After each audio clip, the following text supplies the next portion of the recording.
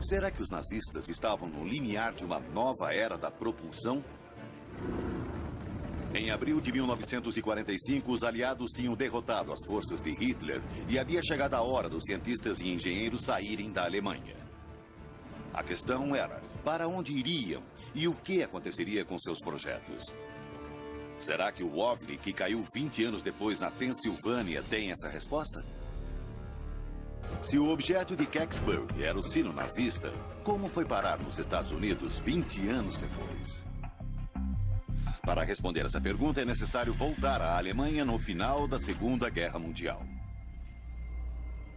Em abril de 1945, Hitler ordenou a execução de 62 cientistas que trabalhavam no projeto do sino. Os prisioneiros nos campos de concentração que haviam trabalhado nas escavações dos bunkers também foram executados. Essas execuções em massa foram supervisionadas pelo general da SS responsável pelos projetos de armas secretas do Reich, Dr. Hans Kammler. As entradas dos túneis foram explodidas e todos os prisioneiros dos campos de concentração que sabiam de alguma coisa, de qualquer coisa sobre a produção e seu propósito, ficaram fechados lá dentro. E então o mistério desse empreendimento foi soterrado efetivamente. Hitler confiou a Kammler a tarefa de apagar qualquer traço dos projetos secretos nazistas. Mas o que o Führer não sabia é que Kammler ia mudar de lado. Em 1981, o ex-ministro do Armamento e Munições de Hitler, Albert Speer, confessou que Kammler havia lhe dito que estava planejando entregar os segredos aos norte-americanos em troca de imunidade. Será que Kammler mudou de lado?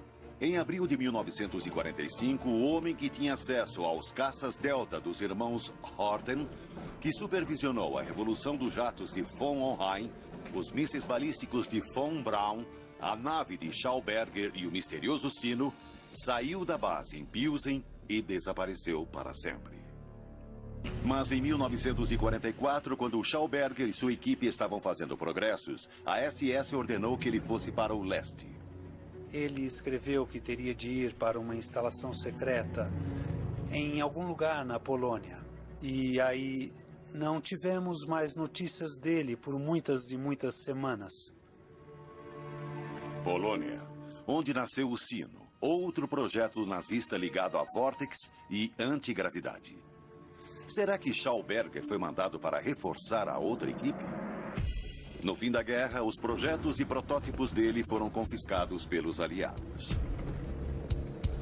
Depois da guerra, Victor disse que os Estados Unidos tinham roubado coisas dele que eram muito importantes para o seu trabalho. Todos os protótipos operacionais do Repulsion desapareceram. Alguns anos depois, quando os primeiros relatos de discos voadores começaram nos Estados Unidos, Victor Schauberger ficou espantado. E ele disse aos jornalistas ou às pessoas que queriam ouvir: fui eu que construí o primeiro disco voador. Nesse caso, eu devo ser o pai dos OVNIs. Será que os projetos confiscados de Schauberger ajudaram os Estados Unidos a construir discos de 65? Um objeto com forma de sino caiu em Kecksburg, Pensilvânia. Os militares e o governo norte-americanos foram acionados imediatamente. Testemunhas oculares relataram que a nave foi levada para a base da Força Aérea Wright-Patterson, o mesmo local onde o Avrocar tinha sido testado 4 anos antes.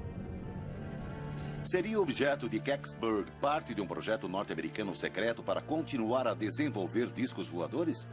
Será que ele caiu porque, como o Avrocar, não tinha potência suficiente e era instável? Se os militares norte-americanos estavam fazendo testes com discos voadores operacionais, teriam de manter isso em segredo. As pessoas teriam de ser silenciadas. Um OVNI caiu em Kecksburg, na Pensilvânia. Os militares bloquearam todos os acessos ao local da queda. Testemunhas disseram que o objeto era incrivelmente parecido à nave nazista chamada de Sino. Será que os militares estavam encobrindo a continuação do programa baseado na tecnologia confiscada dos nazistas? Se isso for verdade, como o governo norte-americano conseguiria mantê-lo em segredo até hoje? Não me surpreenderia que um programa criado nos anos 50 ou 60 fosse tão secreto que sua existência nunca tivesse sido aventada. Se a Força Aérea deu continuidade ao programa dos discos voadores, este seria o lugar para ocultá-lo. Groom Lake, no deserto de Nevada, também conhecido como Área 51. A lendária área militar da Força Aérea, onde são testados os protótipos ultra-secretos de aeronaves. Cobrindo mais de 5 mil metros quadrados, é uma região isolada, inóspita e muito bem protegida. A Força Aérea manipulou conscientemente o mito dos OVNIs para encobrir os programas secretos que estavam sendo desenvolvidos. Em 1997, a CIA admitiu seu envolvimento ativo na contra-informação sobre os Toda OVNIs. vez que você começa a falar na Área 51, alguém começa a falar sobre OVNIs e extraterrestres cinzentos.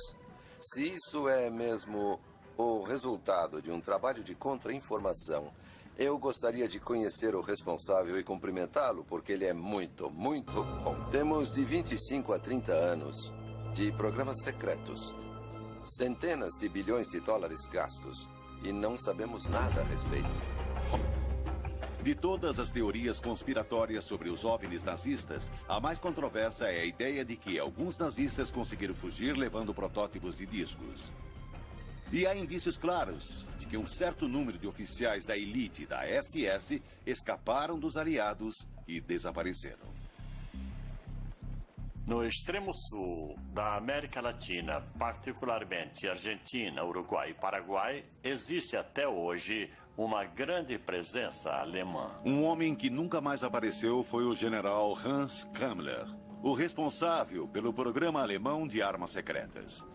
Se alguém sabia a verdade sobre a tecnologia dos discos, era ele. Será que Kammler usou o próprio avião para escapar? Se fez isso, para onde foi e o que levou consigo? Em 1945, uma súbita explosão de avistagens de OVNIs aconteceu na América do Sul. Será que os engenheiros nazistas criaram uma nova base? Houve milhares de avistagens nos anos consecutivos à guerra, muitas mais do que na América do Norte. O que indica a possibilidade dos nazistas terem voado para a América do Sul e continuado a operar seus aviões a partir dessas novas bases. O presidente da Argentina, Juan Perón, concedeu 1000 passaportes para cientistas e engenheiros nazistas. Os criminosos de guerra Klaus Barbie e Adolf Eichmann foram localizados na América do Sul. Heimar Horten, pioneiro dos caças Delta, mudou-se para a Argentina em 1948. Desde então, o número de relatos de OVNIs cresceu em toda a América do Sul, como aconteceu nos Estados Unidos. A conspiração dos OVNIs nazistas é uma teoria complexa e baseada em provas circunstanciais. Em 1944, pilotos aliados veem OVNIs sobre a Alemanha.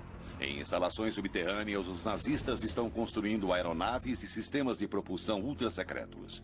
A guerra termina e o general responsável pelos programas desaparece sem deixar rastros.